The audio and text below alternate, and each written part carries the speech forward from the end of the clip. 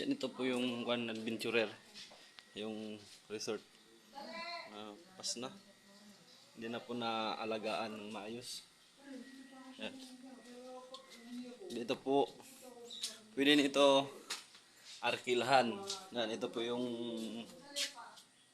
terrace. Ayan. Ito po yung wala ng tubig, hindi na kasi nalinis. Resort po to siya. Kaya kung sino po yung gustong mag-upa, pinaupahan to na rent. Ayan. Malaki po ito. May pang bata po.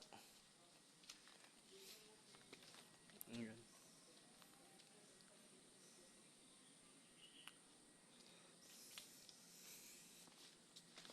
Hindi na po kasi